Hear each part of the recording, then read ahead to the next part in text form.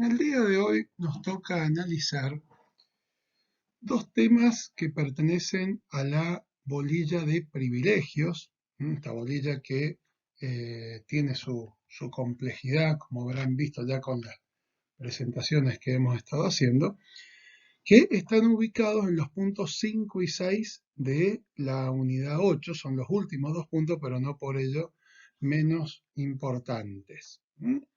Que son, por un lado, la prioridad del primer embargante, vamos a analizarlo en primer término, y luego el derecho de retención.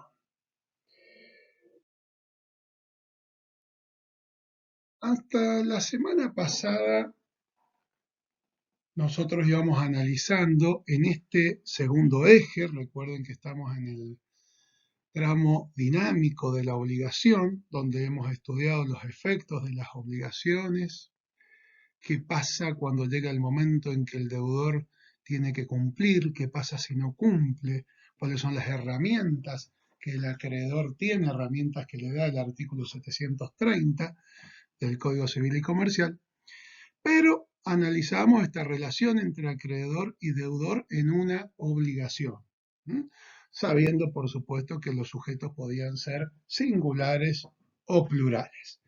Pero acá el ángulo de mira cambia.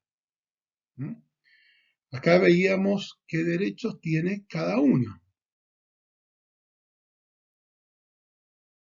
Ahora la pregunta que debemos hacernos es ¿cuál acreedor cobra antes y cuál acreedor cobran después? Acá nos encontramos con varios acreedores que van a entrar en conflicto porque se va a ejecutar uno de los bienes del patrimonio del deudor. En materia concursal ustedes verán que va a ser el patrimonio del deudor o aquellos bienes ejecutables los que se van a agredir. Pero la pregunta que acá nos hacemos, ¿qué pasa con estos acreedores?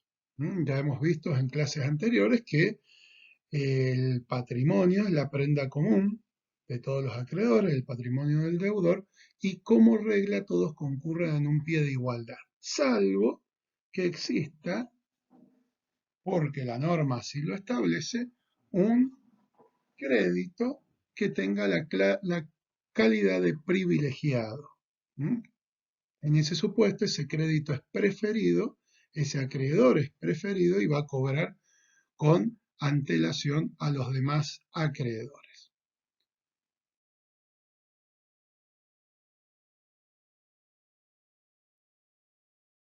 Para determinar entonces cuál es el régimen normativo aplicable, vamos a tener que indagar, analizar si estamos en presencia de una ejecución individual o de una ejecución colectiva. Esto nos lleva a introducirnos un poquito en el análisis de lo que es el proceso civil, nociones muy básicas, cosa de poder ubicarnos, a ver dónde aparece el momento en que ese acreedor privilegiado va a poder hacer valer su derecho y cuándo va a poder cobrar, en qué momento de un juicio esto ocurre o esta situación se presenta. Si la ejecución es individual, vamos a aplicar el Código Civil y Comercial, y si la ejecución es colectiva, aplicamos otra ley que está en el apéndice del Código Civil y Comercial, que es la ley de concursos. De la ejecución colectiva, ustedes todo el tema de privilegios lo van a ver cuando estudien esa materia, concursos y quiebras. Sí vamos a analizar la ejecución individual, muy someramente, por supuesto, porque es donde operan estos privilegios especiales dentro del juicio. Entonces, necesitamos saber un poquito de cómo es este proceso civil. ¿Cómo se da esta ejecución individual? Esto se da en el marco de un proceso o un juicio civil. Y fíjense ustedes, tenemos el proceso civil y luego la etapa de la ejecución de sentencia. Esto es un solo juicio, no es que sean dos juicios aparte. son dos tramos o dos partes de un mismo juicio. Pero lo dividimos a los efectos de poder detectar cuándo aparece el problema de los privilegios o la distribución y cómo tienen que cobrar cada uno de estos acreedores. Fíjense ustedes, el proceso civil, como ustedes saben, se inicia con una demanda que será entablada por el acreedor contra el demandado, que será el deudor. Luego el proceso, luego de que el deudor ejerce su derecho de defensa contestando esa demanda, se pasa a una etapa de la prueba y luego de concluida y previo los alegatos, el juez dicta una sentencia. Esa sentencia, por supuesto, puede ser apelada, ya pasará de un juzgado a una cámara de apelaciones y cuando ya esa sentencia adquiere carácter definitivo, esto es, obtiene autoridad de cosa juzgada, ya terminamos o concluimos con esa parte. ¿Qué es lo que ocurre? Después de finalizada o teniendo ya sentencia definitiva, aparece la etapa de la ejecución de sentencia, porque puede ocurrir que el deudor siga sin pagar, no quiera cumplir la sentencia. Entonces nos vamos a ir a esta etapa que está abajo de la ejecución de la sentencia. Entonces tenemos al mismo acreedor que está pretendiendo ejecutar la sentencia contra el mismo deudor. Y claro, acá vamos a preparar ese bien que vamos a detectar, a embargar en esta etapa del juicio para poder venderlo en pública subasta. Por ejemplo, este inmueble. Este inmueble que es de propiedad del deudor, lo individualizamos y lo vamos a vender en subasta. Todo dentro del marco de esta etapa de ejecución de sentencia. Y claro, allí aparecen, sí, otros acreedores. Aquí es donde aparecen por primera vez. Un acreedor que puede ser el fisco, por el impuesto inmobiliario que no se ha pagado de esa casa, un acreedor hipotecario, un acreedor que trabó un embargo en otro momento, distintos acreedores que pueden ir apareciendo. Luego se lleva adelante por el martillero ese remate o subasta, esa venta judicial del bien, en este caso de la casa, y se obtiene un valor, un precio. Ese dinero obtenido hay que distribuirlo. Recién ahí hacemos el proyecto de distribución para ver cuál de los acreedores es preferido y cuál de los acreedores es preterido. ¿Qué acreedor cobra primero? ¿Qué acreedor cobra con posterioridad? Pero fíjense ustedes, recién a la finalización de esa etapa de ejecución de sentencia, comienza el tema que hay que resolver, cómo distribuimos ese dinero entre los distintos acreedores. Pues bien, en la ejecución individual, como dijimos, ante el incumplimiento del deudor, el acreedor tiene el derecho a cobrarse con el producto de la venta de algún bien, esa casa que pusimos en el ejemplo, del deudor a través de alguno de los procedimientos de ejecución, por ejemplo este de ejecución de sentencia, o juicios ejecutivos individuales. En este caso, juicio ejecutivo individual es, por ejemplo, cuando tenemos un título ejecutivo establecido por la norma, por ejemplo, un pagaré o un cheque en donde consta la obligación que se va a exigir y allí el juicio, por supuesto, será más abreviado y podrá, llevado adelante las etapas respectivas, cobrarse el acreedor y los otros acreedores que se presenten. Pero también la ejecución puede ser colectiva. Fíjense, la ejecución individual es en relación a algún bien del deudor. En cambio, la ejecución colectiva están en juego los bienes que conforman, ejecutables, que conforman el patrimonio del deudor. Acá se hace referencia a los juicios denominados universales de carácter ejecutivo, en los que una pluralidad de acreedores pretenden la ejecución conjunta y simultánea sobre el patrimonio del único deudor común. Entonces, la verdad que cuando se produce este conflicto entre acreedores y hay que decidir qué es lo que ocurre, el deudor es un mero espectador de lo que va a ocurrir y del reparto que hay que hacer entre todos los acreedores que forman parte de estos juicios. En el Código Civil tenemos dos tipos de créditos, los créditos quirografarios y los créditos privilegiados. Los quirografarios son los que no tienen ningún privilegio, también denominados acreedores comunes, aunque puedan ostentar, ya vamos a ver, alguna prioridad en el cobro. En cambio, por otro lado, tenemos los créditos privilegiados, que son aquellos a los cuales la ley les otorga una preferencia en el pago como consecuencia de tener alguna garantía o personal o real. Estos, por supuesto, serán preferidos a los quirografarios. ¿Cómo se ejercen estos privilegios? ¿Cómo hace ese acreedor que no es parte en el juicio?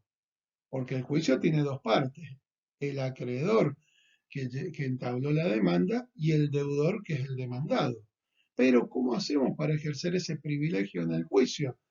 En la ejecución individual, la vía es la tercería de mejor derecho, porque ese acreedor es un tercero, ¿eh? Ajeno a esas partes iniciales que eran acreedor y deudor o actor y demandado, y este aparece a través de una tercería en la cual va a intentar acreditar que tiene un mejor derecho que el acreedor que demandó y así poder cobrar primero.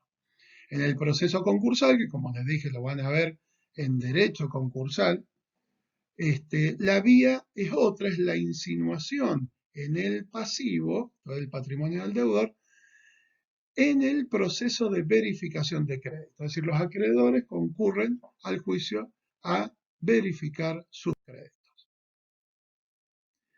En la ejecución individual se aplica el Código Civil y Comercial de la Nación, en cambio, en el proceso, concursal se aplica la ley de concursos y quiebras.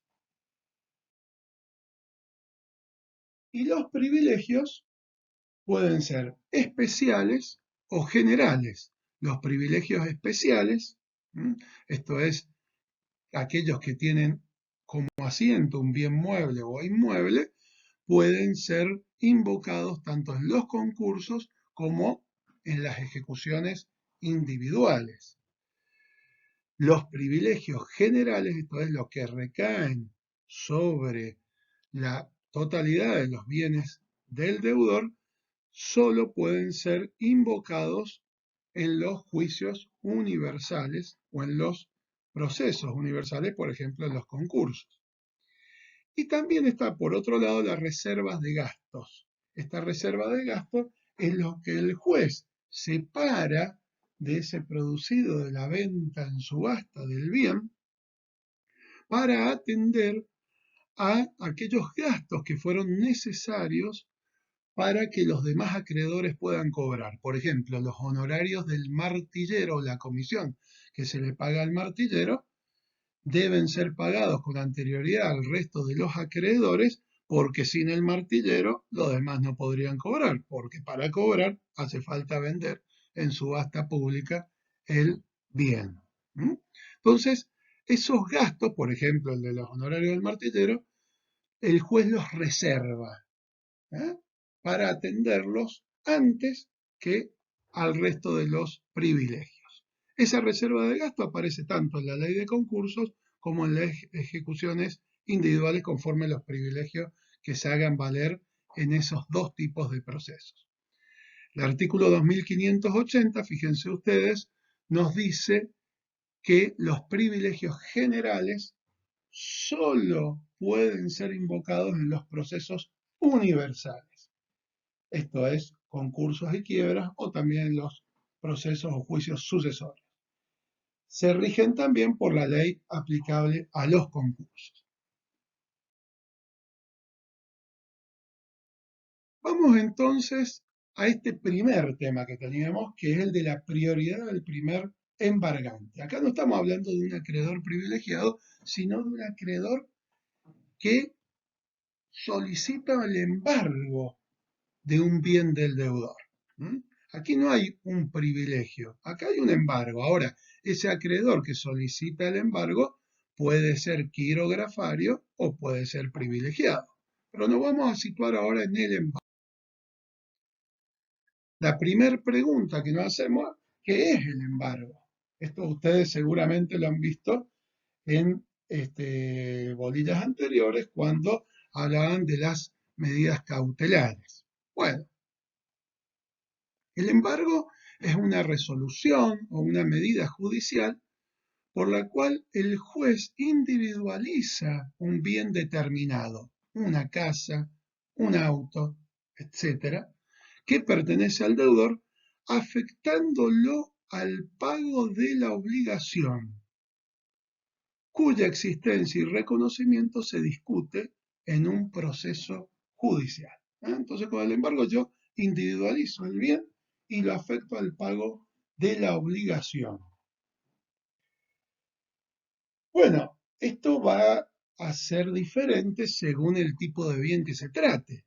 Si es un inmueble, ¿cómo hacemos con el embargo, con la resolución judicial que así lo dispone? Bueno, en el caso del inmueble, el embargo se traba mediante la anotación del embargo en el registro de la propiedad inmueble. Entonces, cuando uno pide la matrícula, donde está anotado el inmueble, ahí va a aparecer en un margen la anotación referente al embargo trabado por un acreedor. Si el bien es un mueble registrable, por ejemplo, en el caso del automotor va a ser igual, solo que la anotación de la orden judicial deberá hacerse en el registro de la propiedad del automotor y no del inmueble.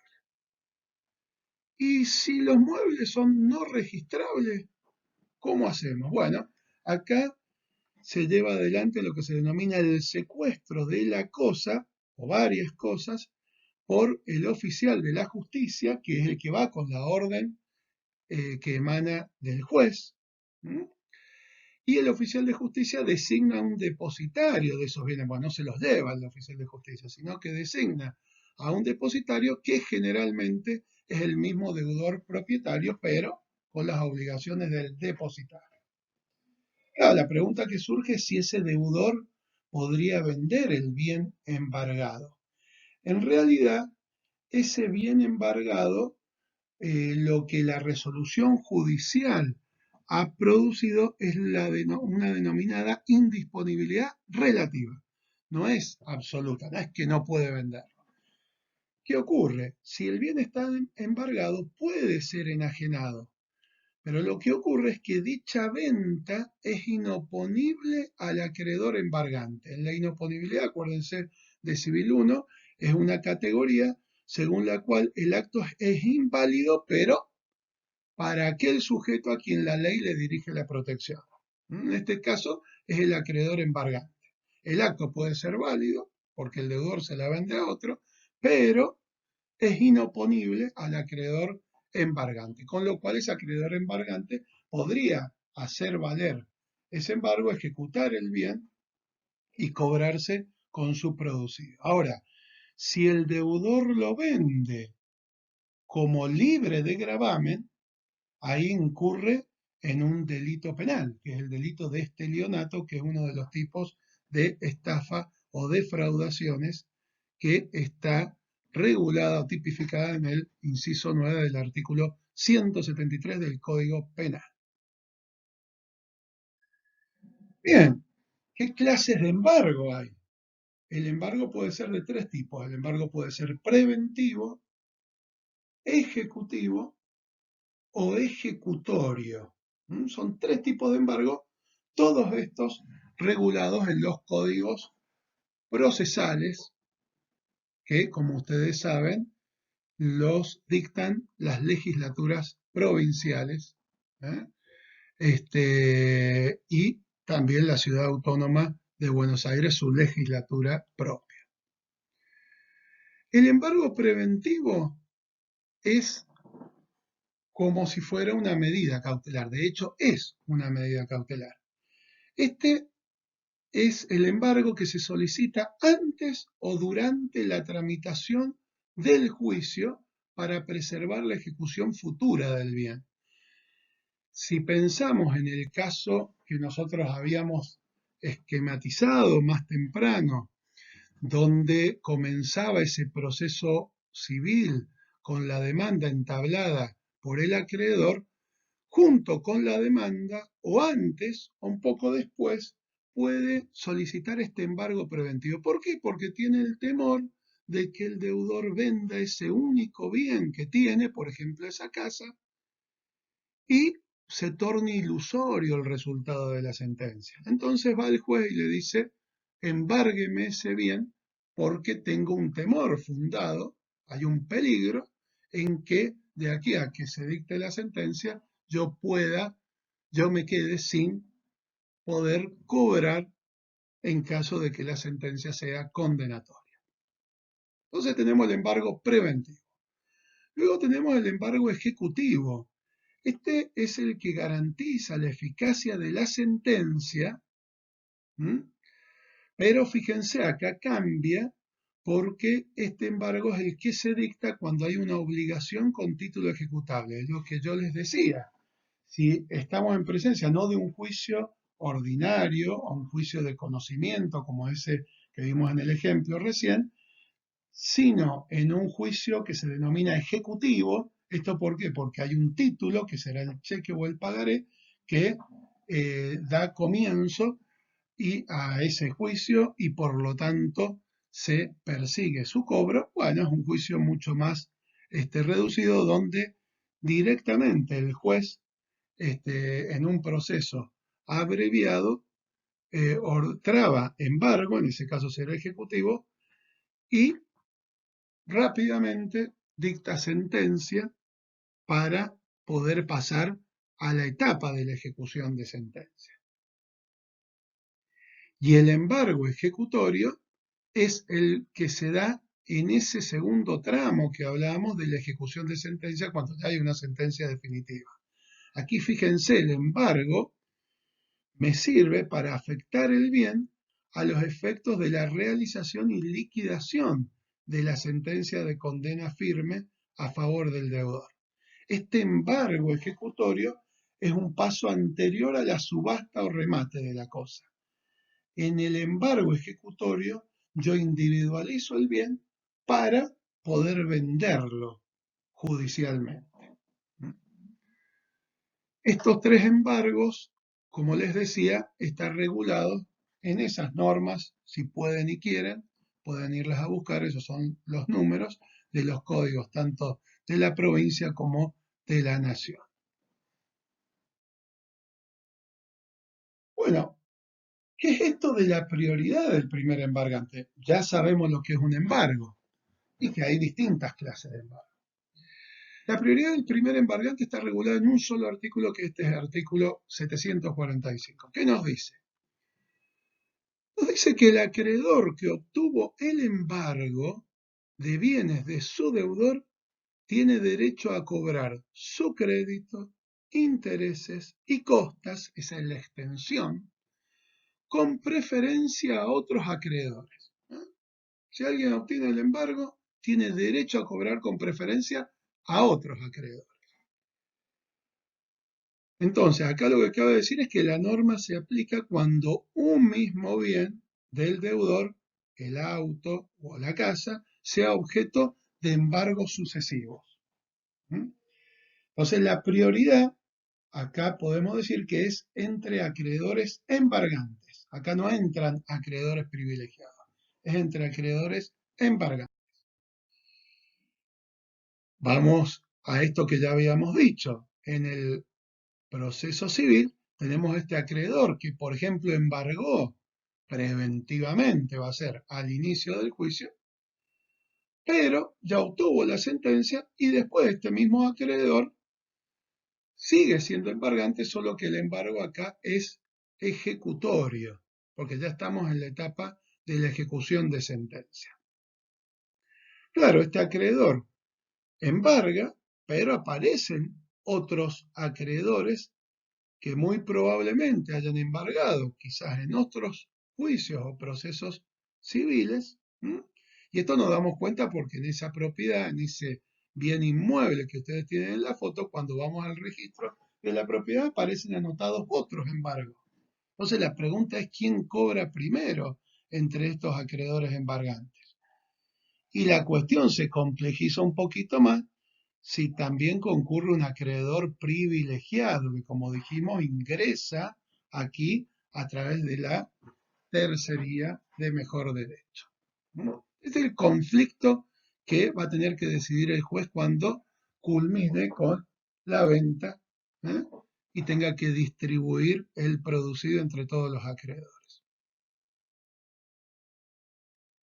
Bien, ¿qué nos dice el segundo párrafo?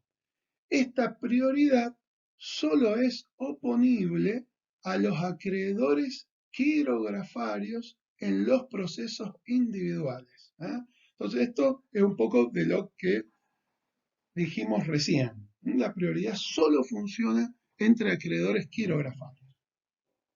Si hay acreedores con privilegio que embargan con posterioridad, pensemos un acreedor hipotecario que tiene un privilegio especial sobre ese bien inmueble y embarga con posterioridad al acreedor quirografario, triunfa el privilegiado. La pregunta es ¿quién es el preferido? Y triunfa el privilegiado, porque esta prioridad solo tiene valor cuando en el conflicto se encuentran acreedores quirografarios que a su vez son embargantes. Ahora, si tienen un privilegio, que por supuesto es dado por la ley de fondo, que es el Código Civil y Comercial, triunfa el acreedor privilegiado. Porque en verdad el embargante lo que tiene es una preferencia o una prioridad en el tiempo y no un privilegio. ¿Qué nos dice el tercer párrafo?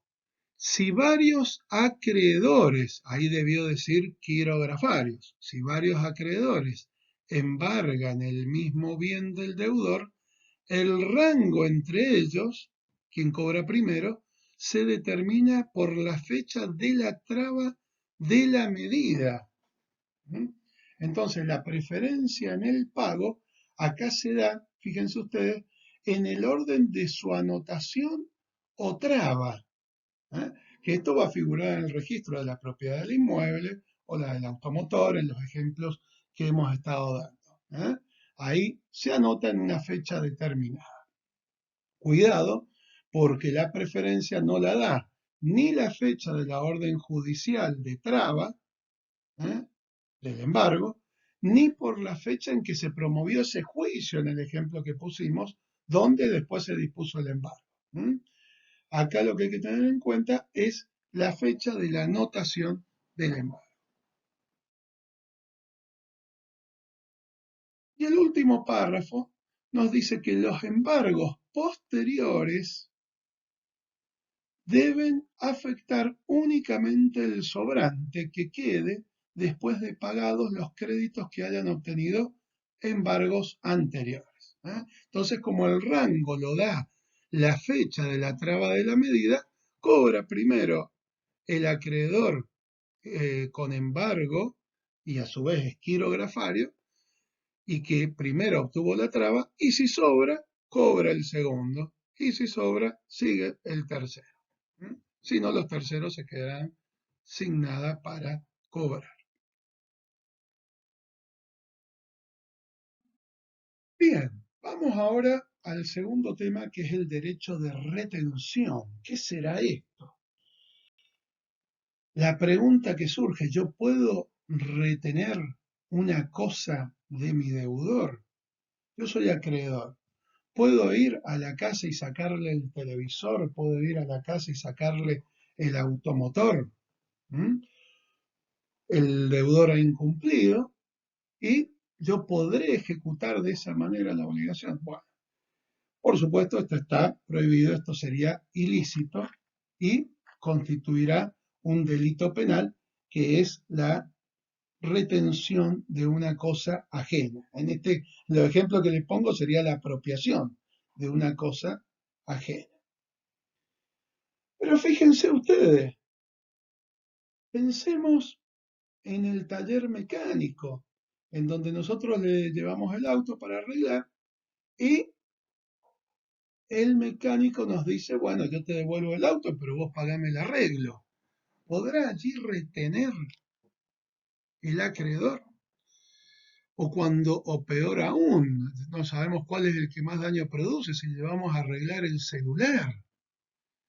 Nos los arregla con tanta necesidad de celular que hay hoy, pero el servicio técnico nos dice yo te lo devuelvo si vos me pagás. ¿No? Esto es automático, este derecho a retener. ¿Es necesario un pacto previo para retener? Bueno, todas estas cuestiones son las que vamos a ir analizando en este derecho de retención, ¿no? Que es ni más ni menos que una especie de justicia por mano propia, porque fíjense que acá no hay ningún juez que haya intervenido y parece que el acreedor podría, lo vamos a ver, quedarse con la cosa de su deudor.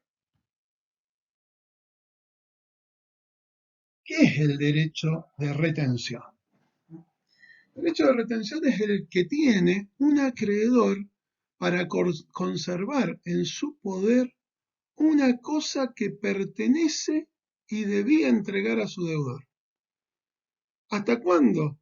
Hasta que el deudor, le pague la deuda. ¿Mm? Parece que hay un derecho a retener.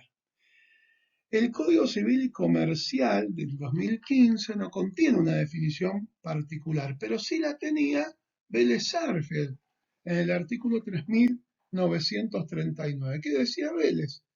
Dice que el derecho de retención es la facultad que corresponde al tenedor de una cosa ajena, el mecánico por ejemplo, para conservar la posesión de ella hasta el pago de lo que le es debido por razón de esa misma cosa. ¿Mm? Vamos a analizar acá entonces los caracteres y los requisitos y algunos efectos de esta figura, de este derecho de retención, no todo, porque por supuesto es muy extenso, pero sí los más importantes que van a servir para que ustedes puedan estudiar y profundizar este tema.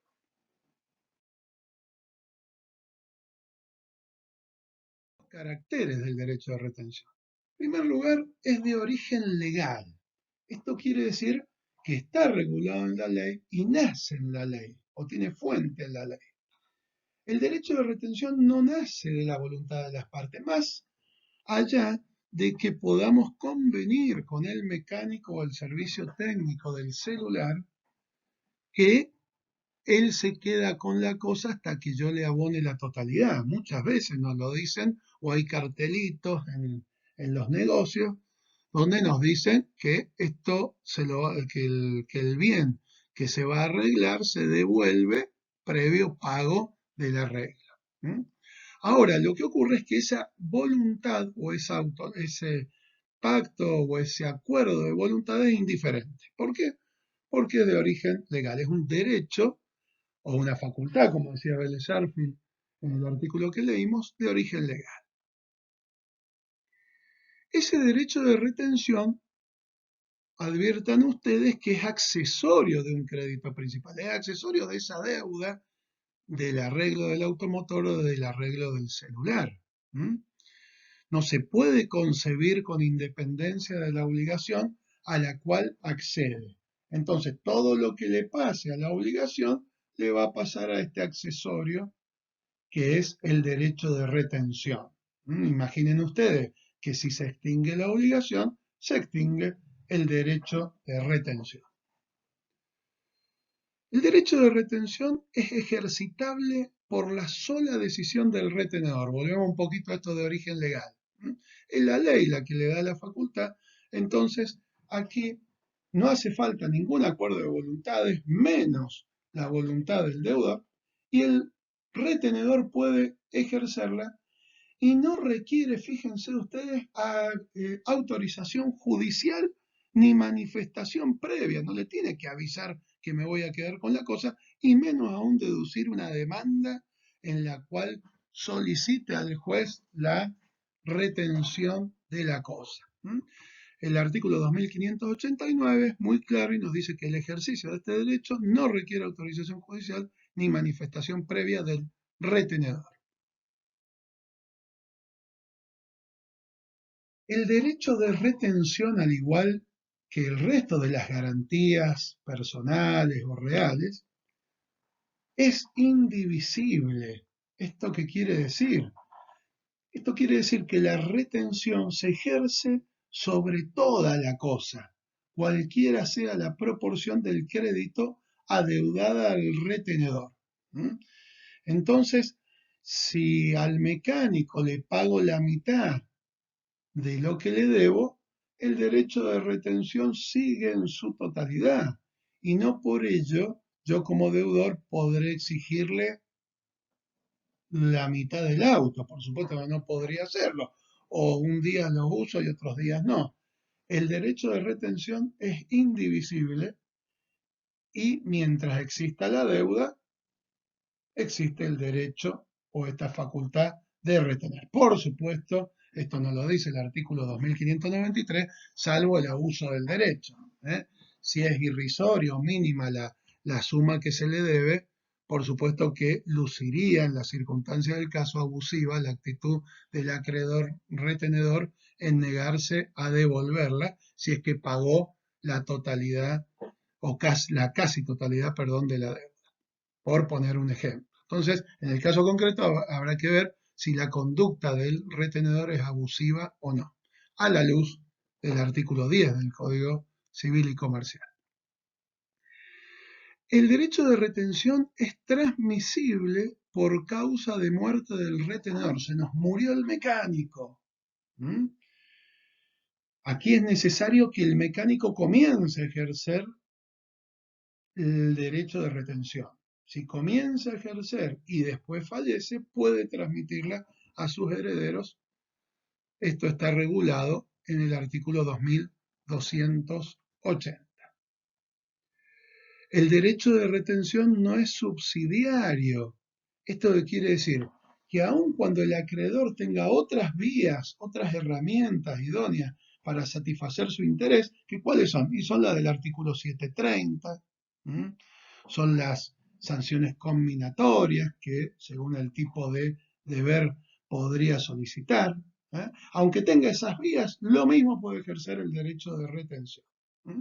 Derecho de retención, en este sentido, no es subsidiario ni requiere la utilización previa de otras vías. ¿Cuáles son los requisitos para que pueda darse este derecho de retención, para que este acreedor pueda ejercerlo?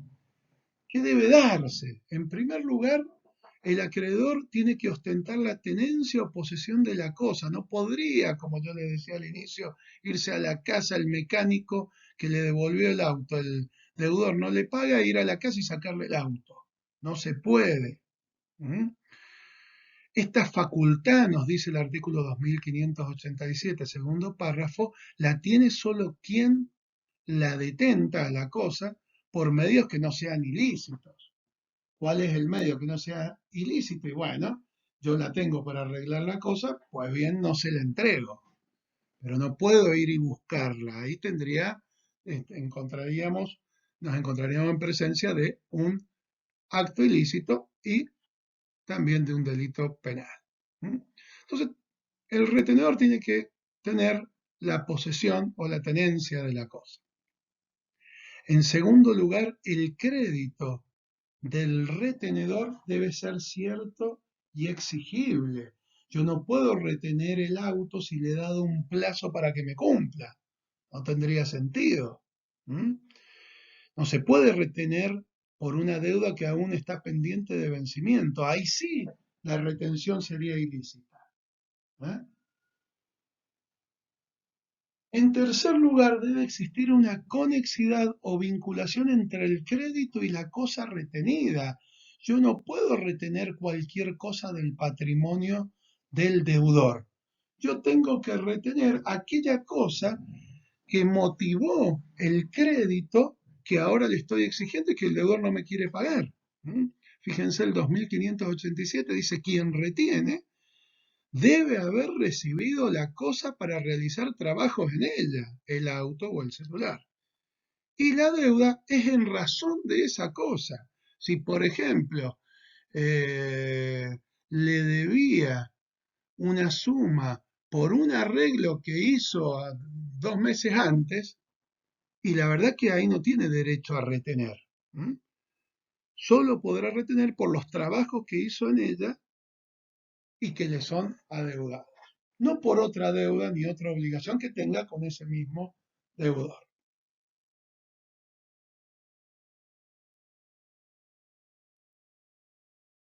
Listo. ¿Qué pasa si un sujeto en el comodato, por ejemplo, el que es el denominado préstamo de uso, ¿m? Entrega el comodante una cosa al comodatario y es a título gratuito? ¿M? Yo te presto la casa porque me voy un mes de viaje. Yo te presto la casa. Fíjense, el artículo 2587, infine, dice que carece de ella, esto es de la facultad de retener, quien la recibe a la cosa en virtud de una relación contractual a título gratuito. ¿Eh? Entonces, ¿cómo sería? El comodatario recibe la cosa del comodante y pensemos que ha hecho gastos de conservación en esa cosa que le prestó, por ejemplo, el departamento. No podría el comodatario negarse a devolverla so pretexto de que le pague lo que él ha gastado. ¿Eh? Dice la norma, excepto que sea en el interés del otro contratante. ¿Cómo es esto? Por ejemplo, si en el comodato de un departamento yo entrego o doy en préstamo un departamento, los gastos ordinarios y extraordinarios de conservación, pensemos por ejemplo en el pago de las expensas del departamento, la boleta de la luz o del gas, si lo hace el comodatario, el artículo 1538 de nuestro Código Civil dice que ese comodatario no puede solicitar el reembolso de los gastos ordinarios realizados para servirse de la cosa. ¿Eh? Y tampoco puede retenerla, no puede retener la cosa por lo que deba al comodante en razón de gastos extraordinarios de conservación. ¿Eh? Entonces, este derecho a retener, siendo esta relación contractual de título a título gratuito, no existiría en cabeza de ese acreedor. Ahora dice, excepto que sea en el interés del otro contratante. Pensemos, por ejemplo, que el comodante, que es este que se fue de viaje, le dice, bueno, mira, al día 28 yo llego al día 30, al día 28 pintame de color verde toda la casa. Eso es en el solo interés del comodante. Pues bien, en este caso, ese gasto que él realizó sí le permitiría retener la cosa, porque no entra en los gastos ordinarios y menos extraordinarios de conservación de ella, sino que era en el único o solo interés del comodante, en este caso que era el otro contratante. ¿Cuál es el objeto del derecho de retención? La cosa, dirán ustedes. Bueno, muy bien. El artículo 2588 les dice que toda cosa que esté en el comercio puede ser retenida siempre que deba restituirse y sea embargable según la legislación pertinente. ¿Mm? Entonces, de esta norma, ¿qué ideas podemos sacar? En primer lugar, debe tratarse de cosas. Esto es, bienes materiales en la terminología que utiliza el artículo 16 de nuestro Código Civil. Esas cosas además deben estar en el comercio, categoría que la tenemos regulada en el artículo 234. Por ejemplo, las partes del cuerpo de una persona o los bienes de dominio público del Estado, por supuesto, no podrían ser objeto de retención. Pueden ser ajenas, que es lo que normalmente ocurre, es una cosa ajena, el celular o el automotor, o parcialmente propias. Por ejemplo, una cosa en condominio. Pensemos en que yo tengo, estamos en una relación de condominio, real de condominio, con mi deudor, porque yo hice los gastos de conservación de la cosa, entonces generé un crédito en contra de mi deudor, ese deudor no me paga, y bueno, allí puede funcionar el derecho de retención y ese inmueble es parcialmente propio, porque lo tenemos en condominio. También las cosas deben ser embargables. Esto es que si el bien o la cosa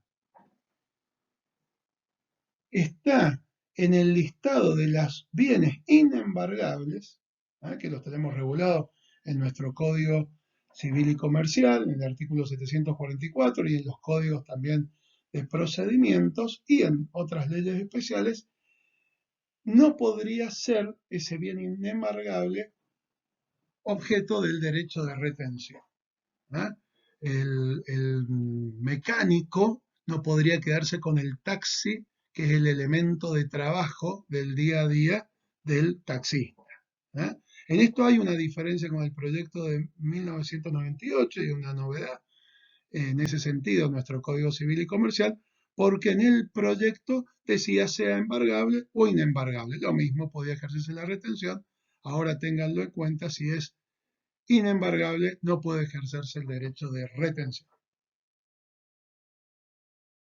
Bueno, ¿cuáles son los derechos y deberes del acreedor retenedor? Los derechos primero. En primer lugar, este artículo 2590 nos dice que el retenedor puede ejercer todas las acciones judiciales de que dispone para la conservación y percepción de su crédito y las que protegen su posesión o tenencia de la cosa retenida. Acá hay dos grupos de acciones. Las acciones personales, que las puede ejercer para cobrar su crédito, que son las herramientas que le da el 730, y otras normas, las normas subsiguientes también, podrá ejercer la acción directa, la acción subrogatoria, sanciones combinatorias, etc.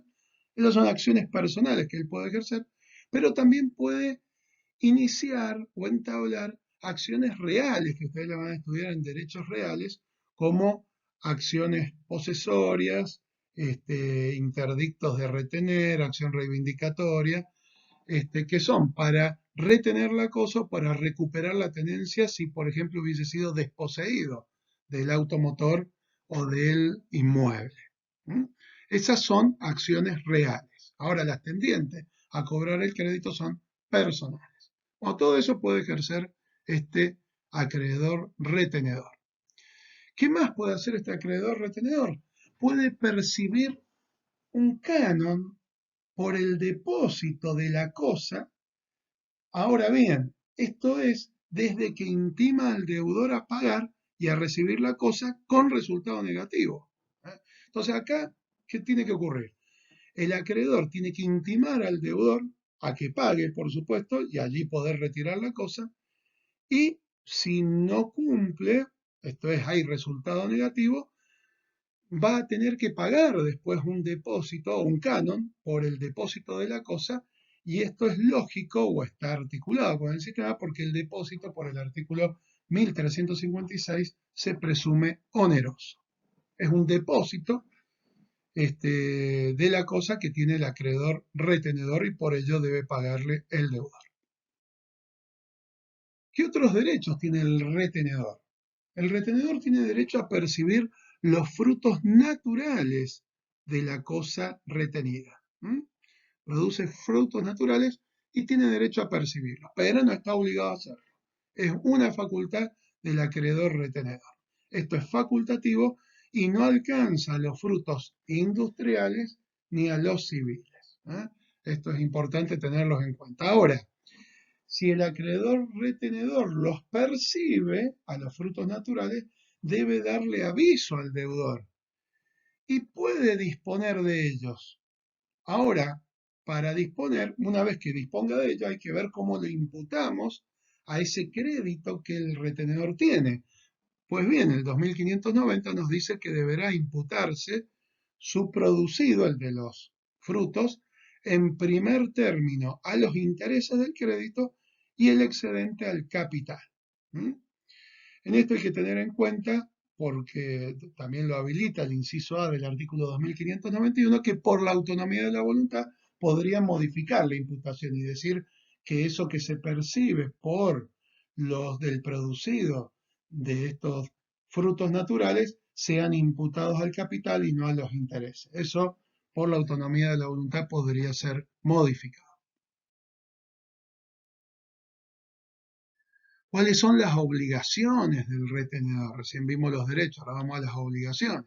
No puede usar la cosa retenida. El mecánico no puede irse a bailar el sábado de la noche con el auto que arregló, aun cuando no le hayan pagado el arreglo. No puede usar la cosa. Es depositario. Ahora, salvo pacto en contrario. Acá también la autonomía de la voluntad podría tallar.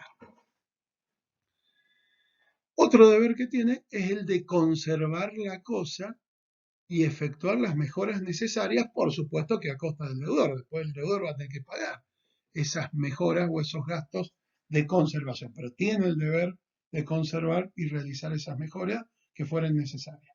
Y también el retenedor debe restituir la cosa al concluir la retención. Y además debe rendir cuentas al deudor de cuanto hubiera percibido de los frutos naturales que le dijimos recién, a los efectos de poder establecer qué le imputamos a los intereses, qué le imputamos al capital, etc. Y ahora vamos a la extinción del derecho de retención. Acá el artículo 2593 prevé ciertos hechos o actos que provocan la conclusión, la expiración de la facultad de retener.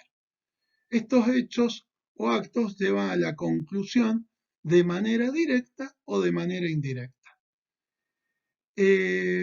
Hablamos que el medio es directo cuando solo extingue el derecho de retención y no así el crédito. Vamos a ver que puede extinguirse directamente la retención, que era un accesorio del crédito, pero el crédito subsistir. Y pueden existir medios indirectos de extinción de la retención, que es cuando se extingue el crédito. Como es un accesorio de la retención, también se extinguirá. Pero podemos distinguirlo entre medios directos o indirectos de extinción. ¿Cuáles son estos? Si se extingue el crédito garantizado, si viene el deudor y le paga al del servicio técnico o al mecánico, pues bien, allí se extinguirá también el derecho de retención. Si lo sigue reteniendo, será ilícita esa retención, delito penal. Salvo en el caso de novación, esto lo mismo ocurría con la extinción del privilegio. Si la obligación principal se extingue no por pago, sino por novación, en la novación ya van a ver ustedes, es la extinción de la obligación por el nacimiento de otra a la que está vinculada y hay un animus novandi.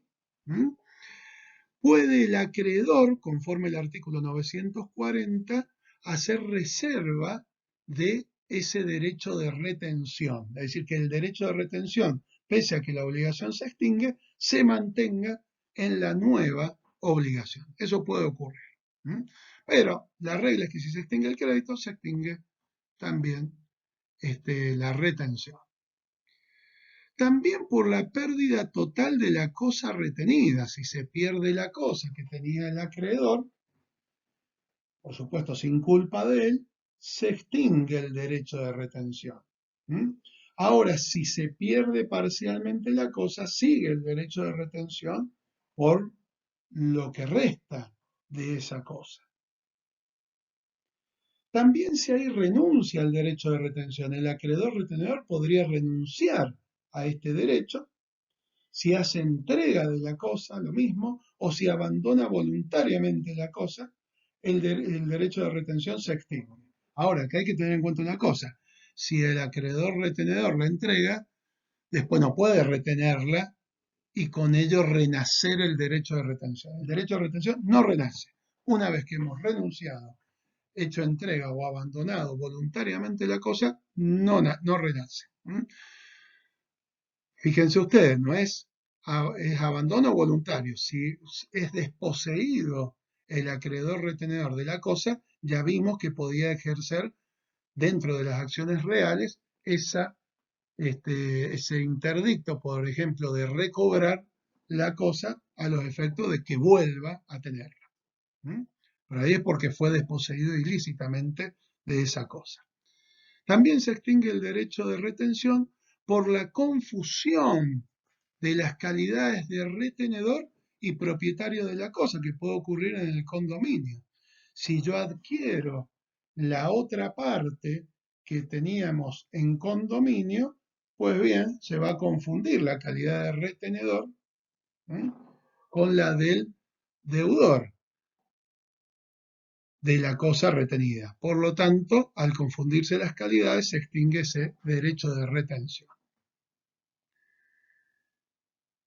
Y también se va a extinguir el derecho de retención por el incumplimiento de las obligaciones del retenedor. Si usa la cosa cuando no podía, ¿eh?, o también cuando hay un abuso en su derecho, un ejercicio antifuncional de su derecho de retener, también se podría, por esa razón, digamos por causas imputables al retenedor, extinguir el derecho de retención. Gracias y nos vemos la próxima.